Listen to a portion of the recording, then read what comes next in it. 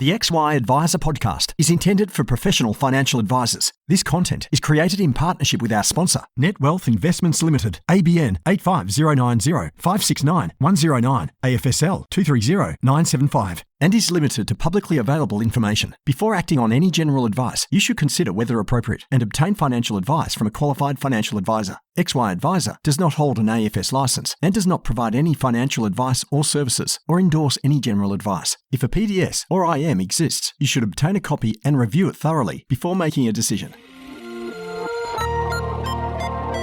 AdviceTech. As if it wasn't enough to be across TMDs, Alpha, Beta, Rule of 72 and all the other nuances of financial advice. Now, advisors are expected to be across all the technology options too, and there's so many of them. But never fear, Peita D is here. Join me each week on a journey of discovery through the software and apps on offer for advisors and advice businesses. So let's dive in, fellow advice explorers. This episode is brought to you by NetWealth, market-leading providers of technology, excellent customer support and expertise to help your wealth business thrive. Rated number 1 for overall satisfaction and value for money by Investment Trends and Chant West's Advised Product of the Year for the last 4 years, NetWealth is here to support you on your advice technology journey. See wealth differently and visit the website to learn how NetWealth can support your advice and wealth business. Hello and welcome to the XY Advice Tech Podcast. I'm Peita Diamantidis, and joining me here today to deep dive into the iFactFind software is a university lecturer, a fellow financial advisor, a doctor of business administration, financial planning and services, and a tech development survivor, which is completely impressive. Thank you so much for joining me on the show, Paul Moran. Woo! Thank you for having me, Peita. Thanks for having me, Peita. It's great to be here. Not at all. Suddenly I'm feeling particularly undereducated, I've got to say. No, look, it's my hobby, so I just keep going with it. I finished it now, but that's great.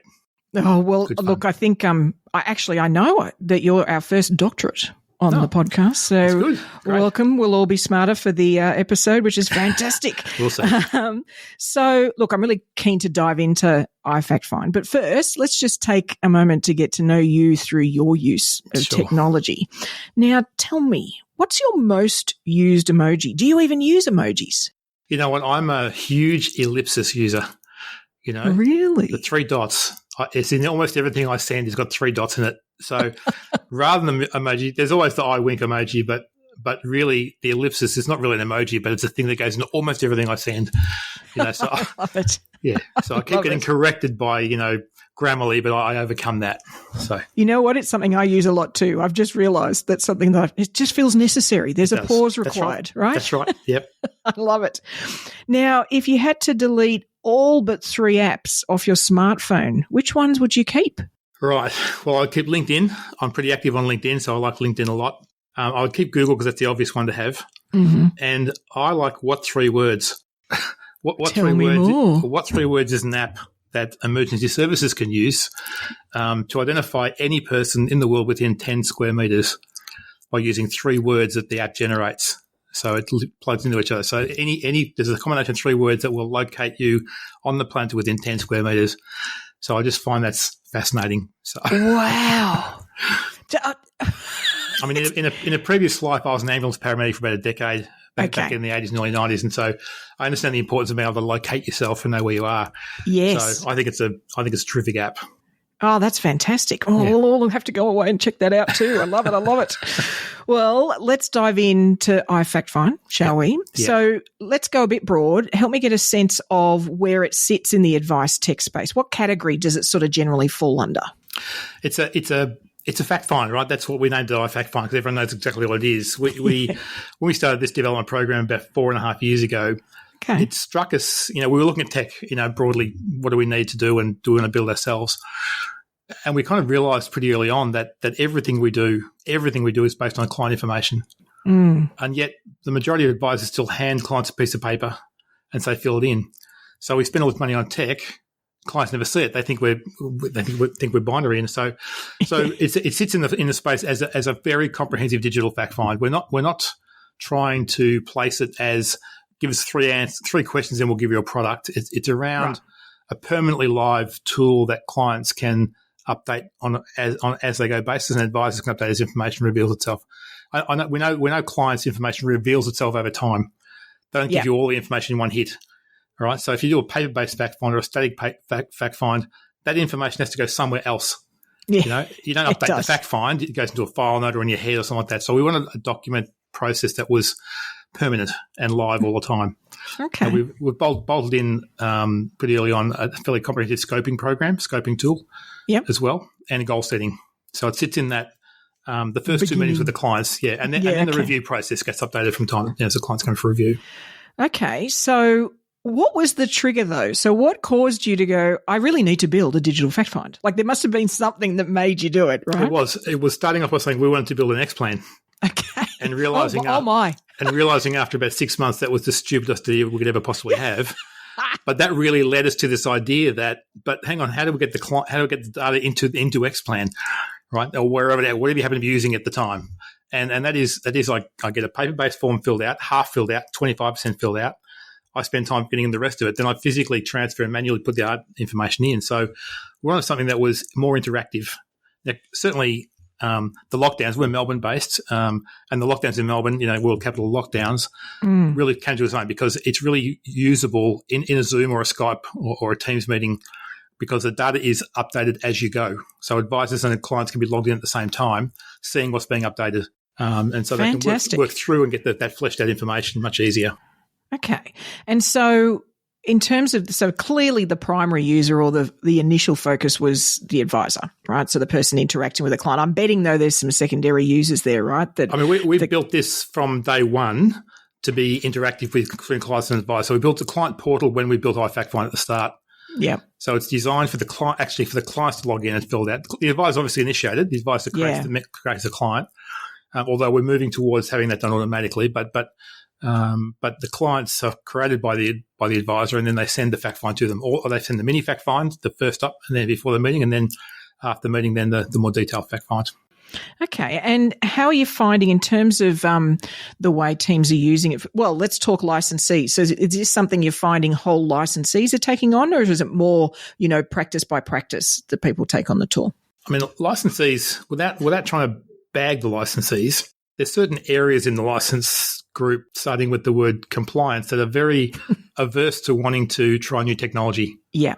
Because they're so bogged down with what they do that they think anything new is too difficult. Yeah. So we get it from a ground up. It's more organic, where advisors within the licensee say, I want to use this, and it works backwards. Having said that, there are certainly some progressive licensees out there who have approached us and said, we want to use it. And talk to us about it, and how can we maybe get it to work for us specifically? Okay. So it is pretty organic, I'd say. And that's I'm starting to see that in the interviews we're doing, is that sort of things fall into two camps.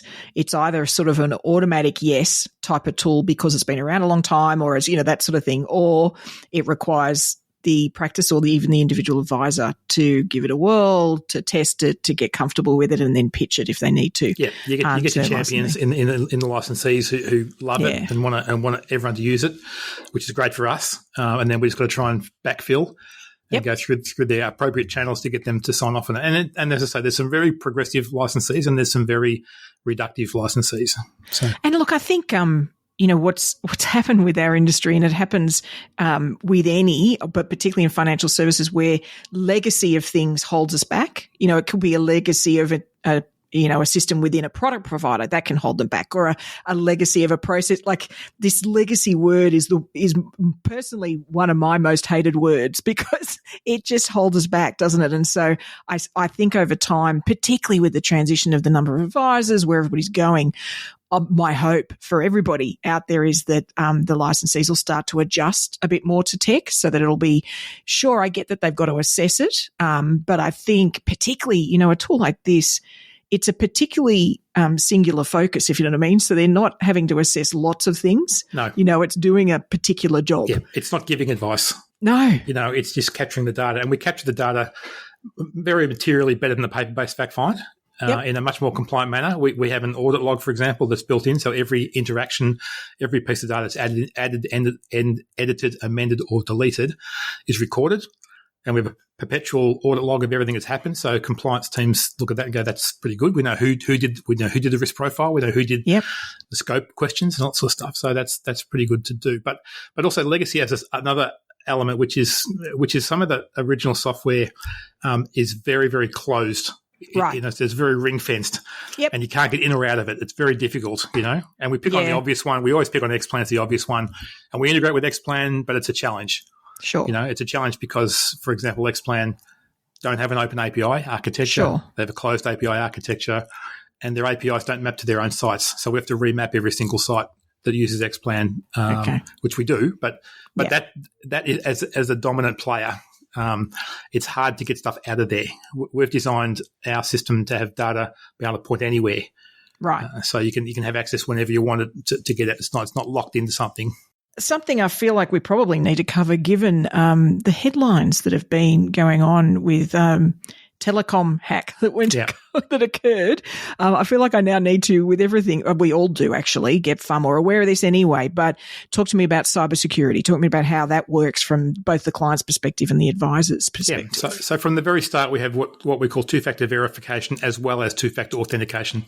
Okay. So clients and all users, that's advisors and their support staff as well as end clients, verify themselves with a verifying their email and a mobile phone number with an SMS code as a starting point. Then every time they log in with a two-factor authentication, as you would normally expect to.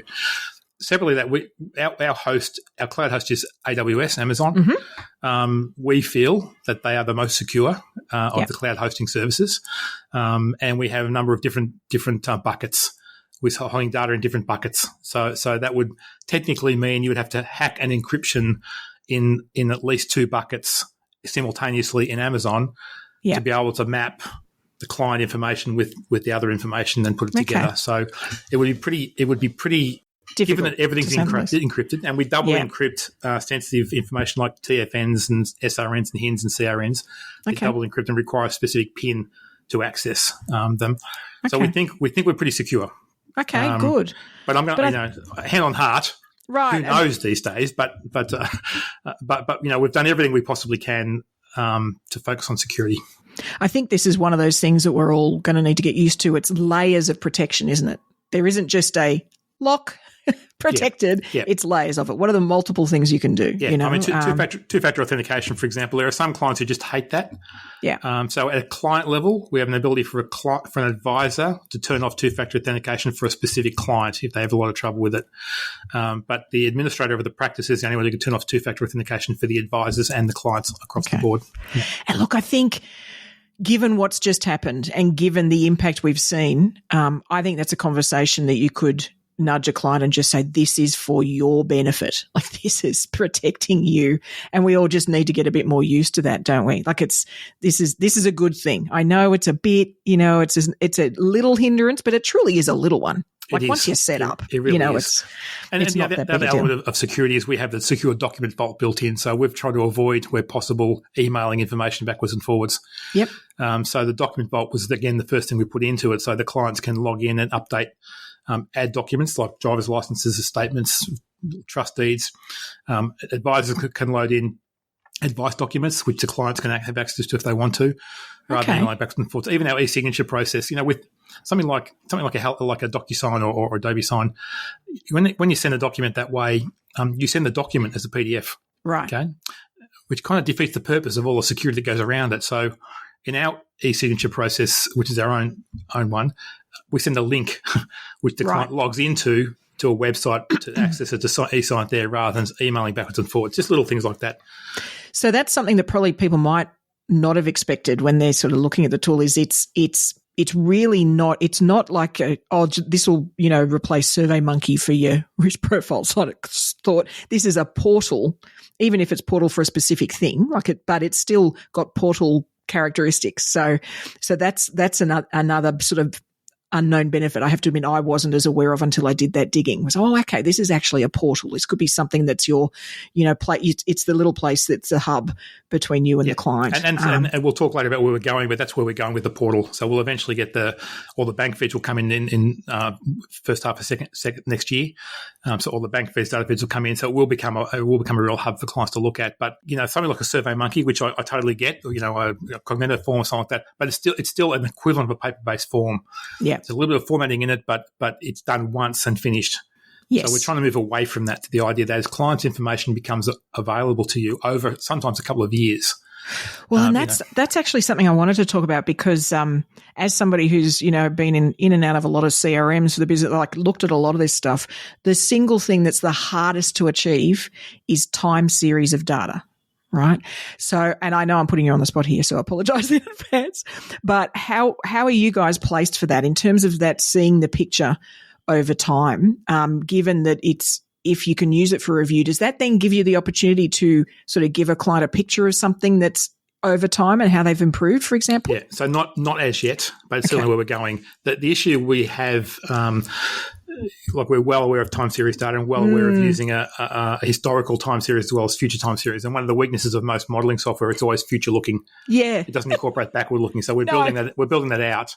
But we do take a snapshot, what we call a snapshot. Every time advice is given, the clients e-sign the data at that point in time. And so we take effectively we take a PDF of all the data at that point in time, and we store it with a code in it so that the client, it can be referred to in the SOA, ROA if they still exist in a couple of years' time. But that means that you can see the fact find completed today versus the fact find completed a year ago. So there's no graphical representation yet, but you can at least see the data changes in that period of time. Okay, that's perfect. I mean, and I knew I was being cheeky asking because it's the unicorn of financial information, right? We're a well of that unicorn. We're chasing that unicorn right now. So perfect. Now, talk to me about. There's going to be some practices that you'll find just really take to this, and others that have struggled. Who does it really work for? Who find it a bit tough? It works well for clients, for advisors who are happy to sit down with the clients and start this process. Right. Okay. So they go through that. Our typical workflow is the pre-meeting questionnaire. We call it pre-meeting questionnaire or mini fact find goes out beforehand. And that's all done. That's all completed on phone, tablet, or PC. Mm-hmm. It takes about 5 or 7 minutes. It's pretty easy. The document vault starts there, so you can use your phone, take photographs of things, and load it straight in. But it gives enough information for the advisor to start some basic modelling if they wanted to. Okay. But that's not the fact find. So, we ask how much super have you got? Nothing about the super. Yeah. What's your mortgage? Nothing about the mortgage. So when we go to the fact find, it's another level of information. And the expectation, we've got some practices who think they just want to be able to send it out and have it completed. and that is the equivalent of sending them a 40-page fact find in the mail saying, filled in and tell me when you're finished. It just doesn't happen. No. It just doesn't happen no matter what age you are. So we just think in the meeting with the client, the ones who do it best, sit down with them and in the last 10 or 15 minutes of the meeting, open the fact find, which is already there. Just open it and just start filling in the first few screens. And the clients get orientated to it. When they release the fact find, it's a workflow that goes to the client in an email. There's a video embedded in that and a link to take them to the fact find. Because what the client sees on their screen is exactly what the advisor sees on their screen. So when the advisor starts sending information, they're identical screens. Okay. They'll see exactly the same thing. So it doesn't work as well when advisors think this should be just an automatic thing. I want a hands off. Where I don't want to touch the client until they're ready to sign up and there's the SOA. And that doesn't work for that because that's not what we're after. Well, then I look, to be frank, I've never had somebody able to do that because they don't have that sort of A, information on hand, but also B, they don't think in that sort of detail. Like the questions we're asking are often things that they've never had to actually cogitate on. Right? It's not even the scope, right? The scoping tool. What we say is initially we put the scoping questions into the mini fact find, but we understand that's what the clients think they want to talk about. That's not the scope. Scope can only be determined when you've had a discussion with the clients at the end of the fact find to work out when you've been through everything. We talked about estate planning, you've talked about insurances, you've talked about their debt, you've talked about the superannuation of their assets and their cash flow. Then you can work out what's going to be in the scope and you finalise it at that point. You confirm it with the client. So I think it's when you take the time to get that information, and I think it's I'd often liken it to when you go to a doctor. If you go to see a doctor and they basically say, fill in this form and give it to me, when you get it just goes into a file, it doesn't go anywhere. Yeah. But someone who actually asks all the questions, you feel much more comfortable. You feel a lot more trusting of that person. You feel a lot more comfortable with the advice they're going to give you. Yeah. So I think it is an interactive thing. That's when it works best. And is it the sort of thing that a client could get partway through, stop, go away, have a few days and then come back? So it is something that it's not like they've got to sit until they're finished. No, it's a portal. It just saves, it auto saves every screen. Every screen auto saves. So they can stop whenever they want, start whenever they want. We track progress. We track on our main dashboard level of completion, the day since last login, last login day. So you can see if someone's stalled somewhere, you can see where they're at. But it is totally designed to be able to go in and out of as often if you want to. Yeah, okay. Yeah. And I'm betting that, if you really got organised, then you could even have, an admin team member sort of watching for those stalled ones and either giving them a quick buzz or dropping them an email, something just to give them a nudge. Go, oh, do you need some help? Do you like using it that way to keep the flow happening, without sort of pushing too hard? I think because everybody gets busy, we get distracted. Yes, so. and we are building out some automated emails that will go out to clients as refreshers. So if it's been 5 days since you've last logged in, will there be an email going out to you to say, hey, it's been a few days. Do you want to jump back on it or do you want to click this button to contact your advisor for some help? There's advisor click buttons all the way through for help. Contact your advisor if you need to. Yeah, because I do think we did an assessment, it was a couple of months ago, and it caused us to go down a path with some new tech. And I worked out that more than half of all the tasks that all the team were set were follow-up client on. and I was, this is, we should be following up. I don't have an issue with that, but clearly there's a nudge problem here.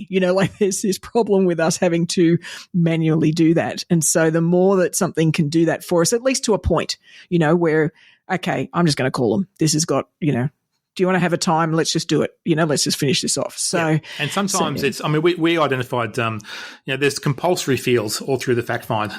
Right, and it's a sequential fact-find database. So start top and work from top to bottom. That way we only information cascades down the line, so we're not only entering it once. But we know that there's some information. For example, who's the beneficial owner of a trust? Right. We kind of know most clients go, what? The who's he what? Yeah. So even though it's compulsory, we've built this little thing called a missing link, which means you can click a little button there to say, I'll come back to this later on. It doesn't stop you from going through, and you keep working your way through, and builds a little to-do list off to the side that you've got to come back to before the fact-find's finished. So we're trying to minimise we're about to launch a new big kind of look, which will remove about 40% of clicks from the fact-find. Nice. By just making it a lot more intuitive to work through. Yeah. Like any software, it develops itself. It goes off on a tangent. And every now you've got to stop saying, it was good, but we've done all this other stuff now, and it's probably 50% bigger than it was 2 years ago. Right. So maybe we need to refresh how that looks. And so we've been through that project now. We're about to launch that in the next couple of weeks. And I think it's something that probably in finance generally, not just financial advice, we don't acknowledge enough that the way we think and what is logical to us is almost guaranteed to not be the way it is for the consumer. I remember I've got a good friend of mine and they're actually in marketing, they're very visual. And I looked at their phone and they've got their apps on their phone sorted by colour.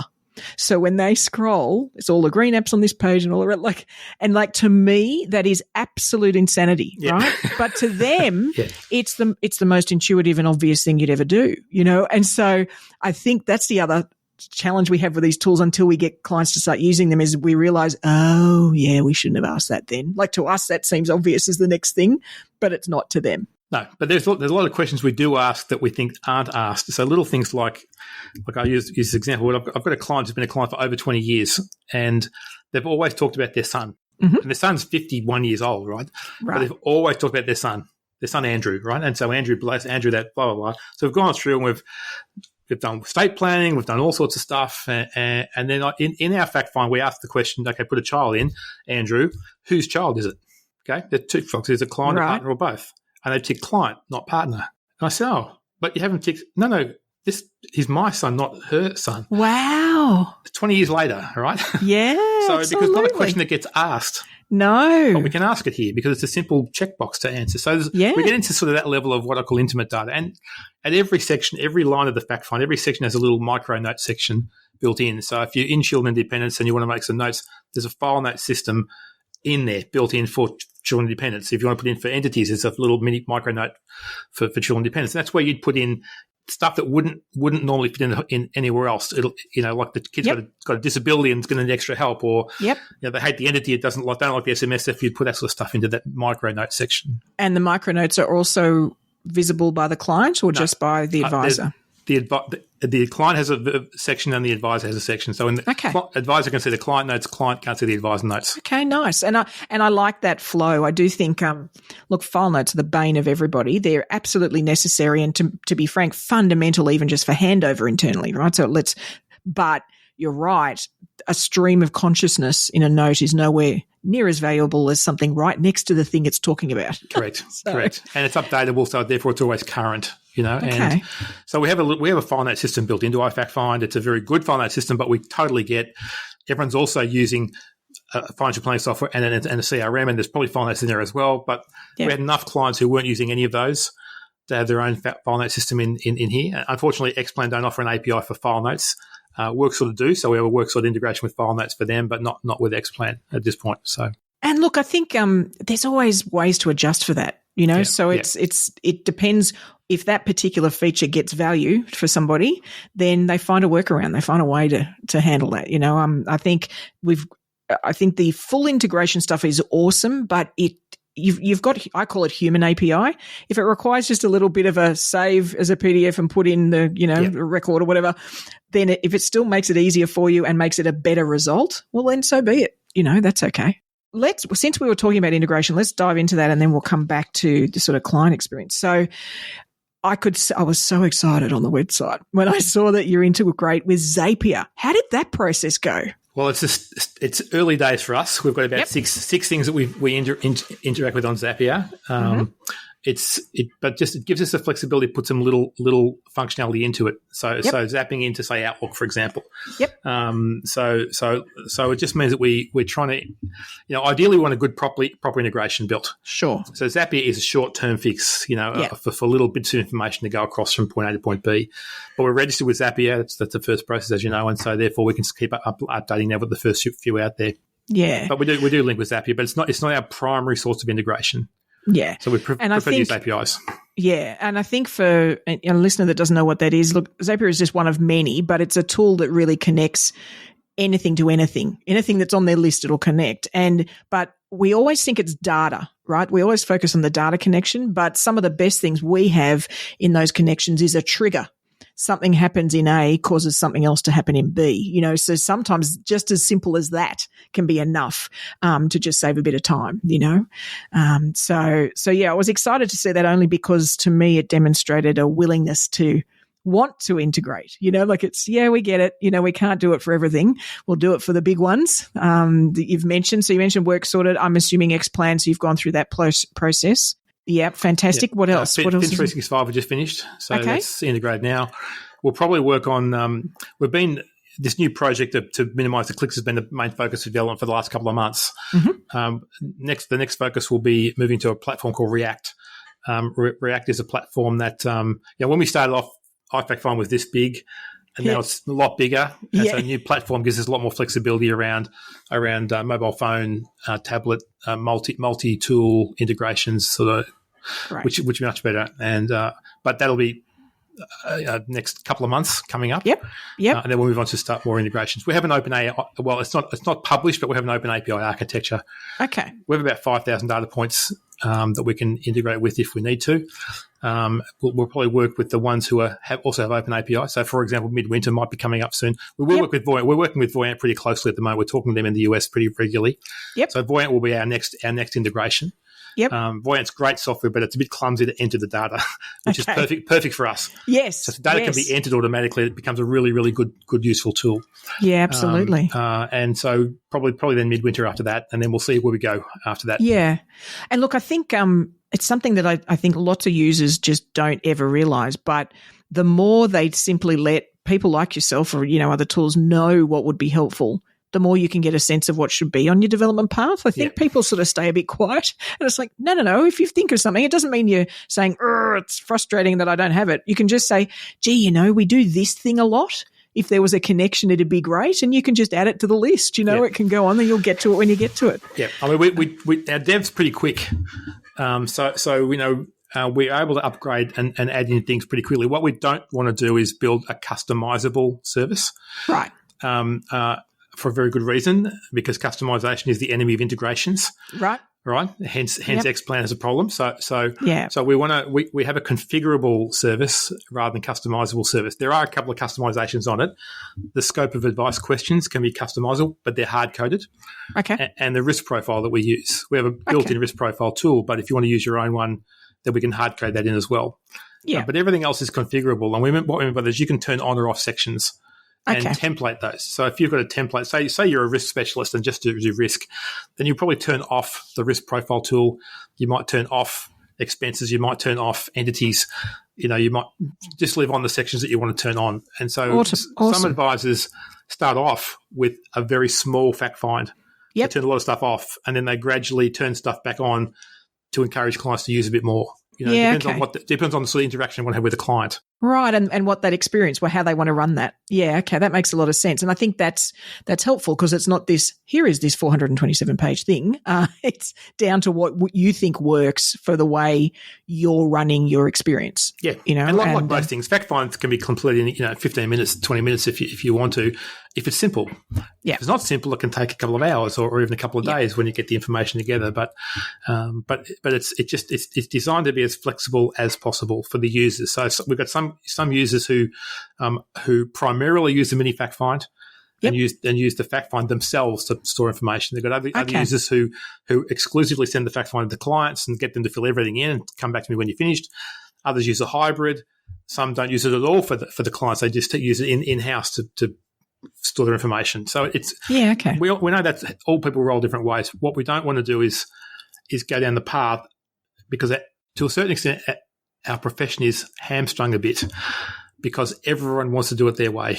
Yeah. I mean, I've banged on about standards for a long time, but when everyone wants to do it everything their way, then we're going to be hamstrung with technology. You've got to be able to say, that's pretty good. I can see where they've gone there, and I'll modify myself a little bit to it. That's the thing, and also, what else would I do as an addendum to that'll get me the result I want? So I agree. I do think it's interesting. It is hard because personalization we feel like is what makes it unique to us, where in truth, it's the experience itself that is unique and the way that you intro it, the way what happens after, what happens below, all those sort of things. And even the language you use to describe it and the positioning, all of that is what's unique. I mean, clients can't see personalization. No. They've got no point of comparison. No. So we talk about it all the time, but clients have no point of comparison between personal A and personalization B. It just doesn't exist. So we've tried to. What we've found is I say iFactFind is a consensus software tool because so many people have given us feedback over the years that we've modified, amended, updated, added in based on feedback from users that it becomes really a consensus tool. And if you want something that's very different, well, you have to use something else. But your choices are limited. There's only a few of us around doing a real interactive sort of SaaS-based tool that's not just like a Survey Monkey or Cognito Form. That's just a one-off thing. Yeah, you can't go back to that and fill it in. It's hard to go back and fill in later on. It's you fill it in or don't fill it in. Yeah. So I've put it. My background's behavioural finance, and there's some good behavioural finance tools in there. So the goals tool is behaviourally based. Okay. As far as being, showing sort of multi-goals or showing a goals menu. Yep. Rather than saying, what are your goals? And clients say, I don't know. We show them, here are the 16 primary goal areas. So including health. What do you mean by health? Well, do you need dental work done or having an operation coming up? Oh, yeah, I am. It's going to cost me $20,000 for dental work. Okay, great. That's a goal. It's a future expense. So we're just trying to capture as much as we can. So the clients have a sense that I really know them. The old know your client rule, we've kind of forgotten a bit. But it's really, really important. And the clients have to have a sense that we really are taking the time to get to know them as best as we possibly can. Yeah, and I think one of the other things when you use something that gives you structure, right? So a fact find tool that gives structure is it frees you to dive deeper. That's what I love about those things. So we can, the basics, yep, good. Oh, that's interesting. Why was blah, right? So it lets you focus as the advisor on the next level of depth, not having to go, I didn't ask them about the mortgage repayment frequency, or is it, do you know what I mean? Like I think it frees your brain out for the depth. And that's where the real value is, in terms of the interaction. So that's what I like about structure. You can also make some points, like in our estate planning section, we ask, when was the will completed, what year? And then we ask, where is it located? Where is it physically located? Okay. Now, I would say, in my experience, at least half of people who filled in go, I don't know. I've got a copy at home. No, not the copy. Where's the original? Yeah, okay. Right, because the copy doesn't work anything. Where's the original? Yep. I don't know. Or it's with, I don't know. Because it was done 10 years ago, 12 years ago. So it makes a point. Yeah, that's what we're here to talk about. That I'm not going to do the will, but unless you speak to me, no one would have spoken to you about that. Yeah. So that's the role that we play. Is that important? And it is. I mean, things fall apart in the minutiae, don't they? Or in the administration. It's like, we've got one. Oh, don't know where that is. No. So I haven't got one. No, correct. There's not much point. Yeah, that's a really interesting point, actually. Yeah. So in terms of your current users, what are the ninja users doing? Has anybody done something you're like, wow, I didn't expect you'd use it that way? Is there anything like that you're seeing in terms of the experienced users? I mean, certainly the experienced users who like to have clients modeled before they see them. Right. So they're taking the data from the iFactFind, putting into some basic modeling, whether it's XTools Plus or Voyant or whatever they're using, and creating some basic models. So when the clients come in, they're ready, they're on the screen. Okay. And so they're able to say, hey, okay, here's what you told me. Yeah. Here's where you're going to finish up. Here's the shortfalls we need to talk about. Okay. And interesting. That helps to go through the scope then. So that's sort of on the path you're on, this is where you're at. Yeah. And then, okay, so it's almost a baseline. Doing a little gap analysis, because we know in the financial planning process, although there's 7 steps now, scope starts at starting a scope. But where are you now? Where do you want to be? What are you doing about it? Well, we've got those 3 pieces of information. And so with those 3 pieces of information, we can create a basic model that says, here's where you're at, Yeah. Others are using, we have a review process built in. So we've got a review workflow built in. So you can, for every client, you can put a review date, review frequency, and then how many days you send out. They get a link to log into the fact find, to update the fact find and get it done. Okay. People are using that pretty well. I know that sometimes is a little bit conflicted with other workflows around reviews. Right. All right. Because sometimes I've got a review workflow that works differently, but we have a white label client login link for every practice. Yep. So they can take that and embed that into their other workflow. So when when the review comes up, hey, click on the link and go into iFactFind. Go and do that. Yeah. Okay. Okay. So we're probably our file note system. There's a lot of advisors starting to use audio recordings of meetings, and so our file notes can accept audio recordings. Okay. As an attachment. Okay. So it's pretty useful. Absolutely. Yeah. So I think that's that's some of the real tips that people are using. But perfect. But it's going well. How about so you talked about the client interface changing and updating. What prompted that? Was that actual client feedback, or was that advisor feedback? Both. I mean, it's the same upgrade. So remember the client and the advisor see exactly the same thing. But we knew it had become a little bit clunky to move from, say adding in a child. When you add the child and click save, you go back to add another child, click the button again, add a child, go through that process again. Yeah. So we figured we can take those 3 buttons away with 1 button. This is add another child. Yeah. Right? So little things like that. We know in every section there's compulsory and optional information, and we kind of embedded the optional and compulsory throughout the page. So what we've done now is take all the compulsory questions, there's 2 or 3 key compulsory questions, and put them at the top. Okay. And then say, tell me more. Yeah. And so the clients can see there's less information has to be filled in, rather than trying to think they've got to fill it all in, which you want to fill in, but they can get through it quicker. And I do think, that's a behavioural thing too. Nothing frustrates me more than when we get these, maybe it's a research questionnaire or whatever. Oh, it'll only take you a few minutes. And then as you go through, there's 427 questions and do I have to do all this? Is there not some shorter version? I was willing to spend the time, but, so to make that clear, I think is really important, because at least you'll get that, at least the client can get that far. Yeah, it's enough information. Things like a term deposit, we need who's it with, how much is it, when's it mature, and what's the interest rate.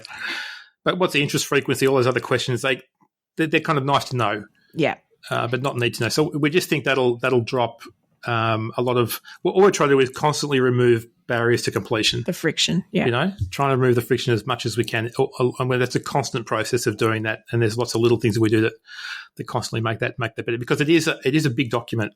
There's a lot to complete in a fact find. We get some dealer groups have come to us and say, well, our fact find is currently 55 pages long.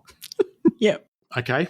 Well, ours is pretty conditional. So if you say no, the rest stops. So we move to the next question. It's sort of that. Yeah. That's how it gets to it. So we can ask 55 pages worth of questions, but not have it look like it's 55 pages. And definitely. Oh, I mean, that's horrible for us to contemplate, let alone the poor client. Like, oh my goodness. Yeah. And so in terms of looking forward, you mentioned a few things you've got in the development phase. Is there anything else that's maybe I'd love to? Like, is there one of those things out there that, I'd love to get to the point where we can do this? Look, if just between you and me, Peter, but we are building out probably in the second half of next year, we want to build out calculator functionality that'll auto-populate. So we want to be able to get to a gap analysis. Yes. Once you've finished the fact find, you automatically have a gap analysis done. Yeah. So we know what it looks like. Yeah. Yeah, we know if we look at the steps, we're just mindful of, we're a bit careful. We don't want to step on too many toes. Yep. We know that our software sits under the stack. Yep. It's a foundation piece of the stack. Yep. And so we want to be integrating. We don't want to sort of take all the other functionality from other software. So we just want to become the best fact find that we can. But with what we can do with the fact find is we know we've got where are you now, where do you want to get to, and what are you doing about it? That is the gap analysis, right? And so we've got the goal setting, we've got the scope, we've got the gap analysis. What you want to do past there as an advisor, your further modelling, go from there. And the thing is, I mean, it's what I find it really interesting actually in terms of modelling. My background, which I may not have shared actually on the podcast yet, is I studied actuarial studies and I worked in investment banking. And so, Excel, macro, like we were just modelling up the wazoo, right? And when I reflect on what we end up trying to do with clients, I don't think we use back of the envelope sort of calculators enough. Like I just like there's that, hey, that's your super balance and that's the amount going into your super right now. That's going to be about this amount, and that's about 2/3 of what your average Australian needs. That sort of stuff. That's what we want to get to. That we're building in the numbers as we go. So in the insurance needs analysis, for example, which we call the insurance goals, we'll be pre-populating numbers. So you'll see what the dollar values are for the different factors that you want to incorporate. So that's what we want to get to is that piece. It is back of the envelope stuff, but it's just that we can get too complicated. We get too focused on things like stochastic analysis, and we all get excited about that. But in reality, an advisor shouldn't need stochastic analysis because, I was talking to a pilot one day who said to me, if we were taking up from Melbourne and Sydney and we didn't do anything, we'd probably finish up in Hong Kong.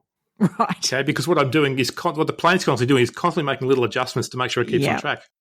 Yeah. So the stochastic analysis assumes that you don't ever touch it. You just get what you get, and here's the range that you can get. But if I'm making little adjustments by adjusting as I go, I'm going to get closer to where I want to get to.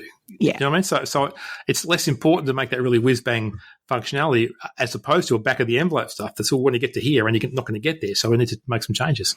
Well, and I remember there was a guy I worked with back in my investment banking days who used to say the word assumptions, arse-umptions. Yeah. And the reason he did was because you have one assumption, okay, your likelihood of getting it right is not bad, but we all know we have up 30, 40, like it's the amount of when we do those numbers, the amount of assumptions, and we're layering them on top of each other.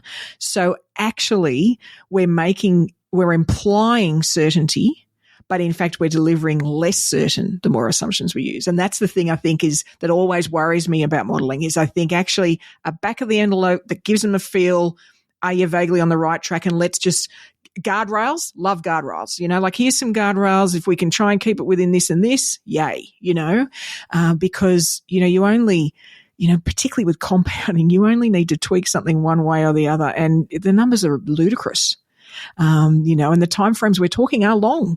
We're not talking next year. Correct. And also the answer to everything is it depends, right? That's the answer to everything. So what advisors have to do is understand they've got a series of levers they can pull. What are the consequences of pulling those levers? Yeah. Right, am I going to get closer or further away from where you want to get to? Yeah. Okay, that's what it comes down to. And that's the art of financial planning. Yeah. And that's what we're trying to make it scientific. And it is scientific to a degree, but it is the art. It's about understanding that, okay, well, you know what, you've got a big mortgage, and really to get the mortgage down to this level is really important. Not to get it gone, but to get down to this level. That's what we'll focus on first. When it's there, we'll start to focus on this over here. Yeah. That's absolutely. the argument. So. Absolutely. So is there anything, have we missed anything? I feel like we've covered lots of areas. There is any elements we've missed? I mean, look, from a pricing point of view, yep, we've priced iFactFind at the very low end. We think it's, I mean, there's others who will argue, of course, but we think it's the best digital fact find. Yep. It's the most comprehensive. It's the most user-friendly. It's integrates with other software. But we clearly, from day one, understood it sits as the foundation of the tech stack. It's not the tech stack. Yeah. So we're not trying to price it. So we charge only advisors, only people who pay people on the advisor register. All support staff don't pay. We include external paraplanners in that. If you use external paraplanners, they can have free access to it. There's no charge on a per client basis, so you have unlimited clients. And the cost is for the full integration versions under $170 a month. Okay. For unlimited use, for advisors. So that's with the full integration version. The non-integration version is cheaper than that. So but we're not at that higher level of cost on purpose. Because I'm a practitioner and I know how much software costs. So we've tried to factor in. And I think, there is an accessibility issue with technology generally inside our industry versus outside, and there's all these great tools outside the industry that are about whether it's marketing or all these sort of things. I can give it a whirl, it's that I'm just going to give it a whirl for a while. But when the pricing becomes really high, you can't even give it a whirl. No. It's an all-in thing, and I just don't think that's the way a lot of tech's going to work in the future. I just think we're going to, because something will be perfect, but we've got to try it first, and just give it a bit of a try, start, oh, wow, this is fantastic, off we go. Whereas when it's a lot, well, then you're investing a lot of time and energy into that too, and it's the cost just builds, doesn't it? Like it's... Yeah. We're going to find a balance because it is software that needs training. It's like a lot of software needs training, and when you're charging virtually nothing, you can't afford to train. A lot. Yep. And our bread and butter is coming from 1 and 2 person practices, so they're not big buyers. We're still going to train them just the same. Yep. So we still do train them, but it's just that balance, isn't it, between to the cost for us, cost for you. How it all comes together. So we'll try to find that point. And I think the thing that we probably need to acknowledge in the advice industry, look, I talk a decade or more ago, and I think we probably expected something to get delivered to us, and it would be this wonderful machine, and I just turn up and plug it in and off we go. Whereas these days, to me, the single most powerful thing you can do before engaging with a provider for whatever tech it is just know what your process is, like really deeply understand your process and what you want your experience to be, because then even in training, you can ask very specific questions. Like it lets you get from 0 to 100 really quickly. Whereas I find people struggle to get to onboard when they don't really know their own process already enough. I think although they need to be a bit flexible with that, they need to say, okay, well, this software is great, but it doesn't, I find it frustrating when people say it doesn't match my workflow exactly. Right. No, there is nothing out there that matches your workflow exactly. So therefore, it's your workflow. Stop looking. Stick with what you've got. Yeah. But if you're happy to sort of tweak a little bit, and so if you just tweak this little thing, you get all this efficiency and all this effectiveness comes out. So. And particularly, I think more and more, well, now with everything that we use in our business and look at, it's what does this mean for the user experience being the consumer? Correct. And if that makes it a little harder on us, but a lot better for them, I'm in. It's like that's how it should work, and so if it means we do, B before A now, because well, actually that just makes it all smoother and it's easier for them. Yay, let's do that. Totally. And we get the document vault is really what one of the things that clients love. We've got our clients who travel have put their travel documents in. They've put their travel insurance documents in because they know they can access it anywhere in the world. So it's so little things like that is a little thing we didn't anticipate that value add, but there it is. It's just stuff like that. Absolutely. Yeah. Alrighty, well, all right, Advice Explorers, if you'd like to find out more about iFactFind, then the website link is going to be in the episode show notes, along with Paul's LinkedIn details. So feel free to hit him up on LinkedIn and ask all sorts of questions and see what you can find and what will work for you.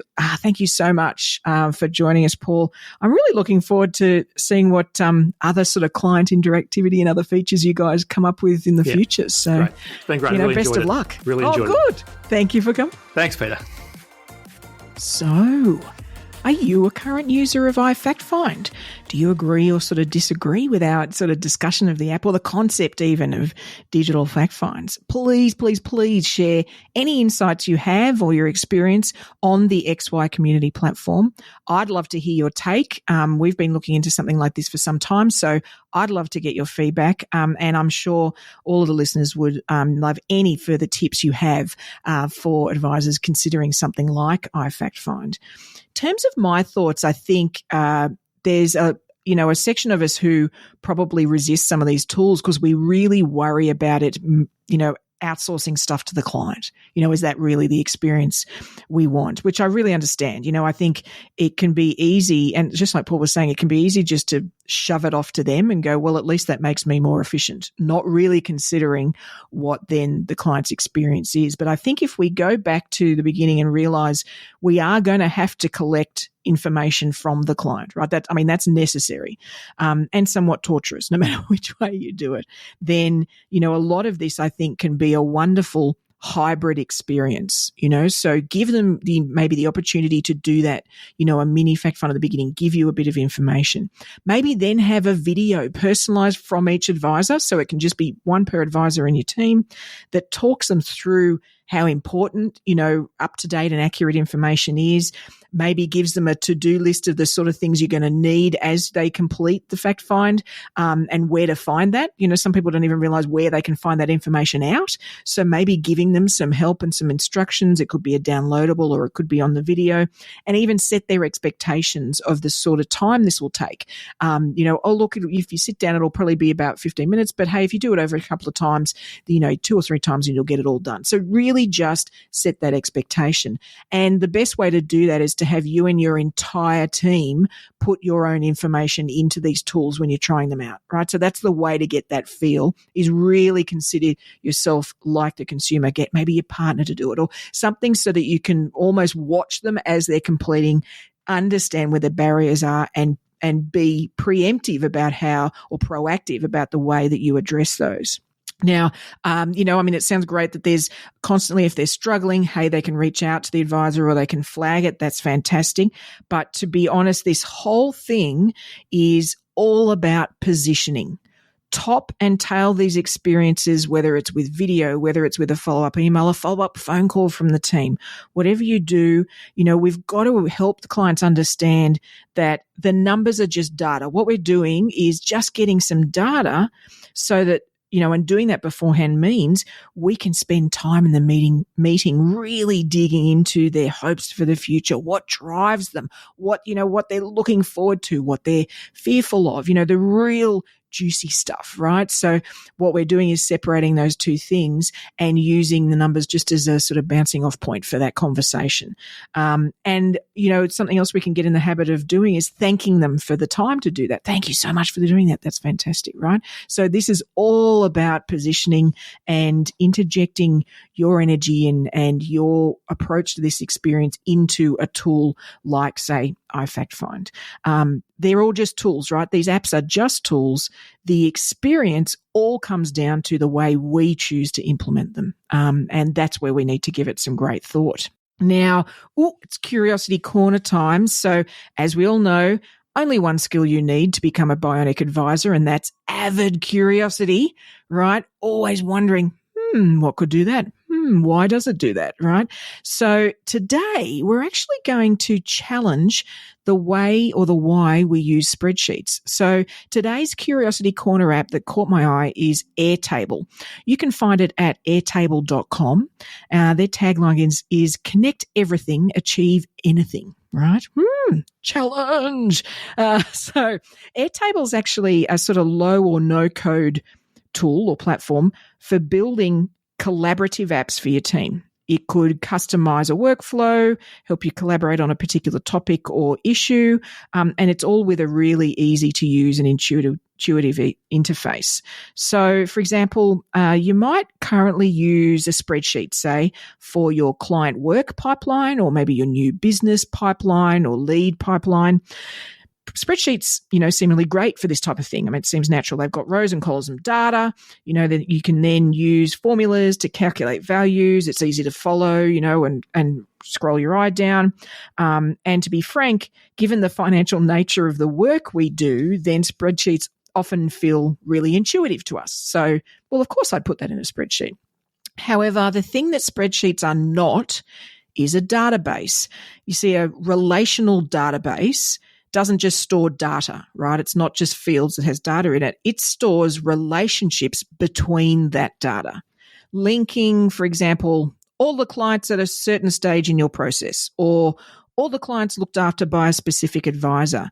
You can then use those relationships to answer any operational questions you have. Storing sort of related data together in a single spreadsheet can get really unwieldy, and it can actually invite errors when you try to sort it and compare it, and things are hidden or they're not hitting. It can become a bit of a disaster. But with a database, for example, you could easily reorganize the table to give a view for just one advisor. It doesn't change the underlying data. It's just the viewpoint that changes, without modifying the database itself. And this is where Airtable gets really clever. They have grid views. They have form views, so you can just enter data easily. They even have calendar views, so you could actually see certain entries' due date on an actual calendar. So you might have your database about that pipeline, and then you use the calendar view to see the workload going out. Oh, we've got 3 on that day and 2 on that day and 4 on that day, right? They also have a gallery view that represents your records as large cards. Now, if you're using Trello, which is a bit similar in that respect, but you might be finding you're sort of really stretching the limits of what's possible there, then you might want to give Airtable a look as a relational database. They've got loads of templates to get you started and heaps of videos and training. And there's all sorts of people that talk about using Airtable and are experts in it. And as if it couldn't get any more awesome, it also integrates with Zapier, which we were talking about earlier in the episode. So you could have data added based on something that occurs in another app, and it could get added in that database. So this is one of those tools that's incredibly powerful. And it can really bridge the divide between the sort of nerdy spreadsheet analysts in your team, and I put myself in that sort of category, and those simply needing to reference data to do their jobs, where it's really quite functional. I just need to understand what, this thing for this client, or this thing for this stage, or this thing for this process. So definitely check it out. If you do end up giving it a try, please post on social or DM me what you come up with, as I'd love to hear what you end up using it for, and how creative you got, because that's really what this comes down to too, is it's the creativity and the way you can look at things differently to take advantage of a tool like Airtable. Spreadsheets are a really great example of tools, we've stretched beyond their intended use. So, with such easy to use alternatives available these days, honestly, you're going to be stunned at how easy things can become. So get on it, folks, and just give something like this a whirl. Well, that's all we've got for this week. Be sure to subscribe to the podcast so you'll get your AdviceTech fix automatically sent to you each Friday. And if you'd like a speaker at your next event to brief your audience on the 7 habits of bionic advisors and hand over the secrets to tech-powered human-centric advice, then please reach out to me on LinkedIn at Peita MD. That's Peitamd. Otherwise, I'll look forward to turning up in your earbuds next week. And remember, Advice Explorers, stay curious.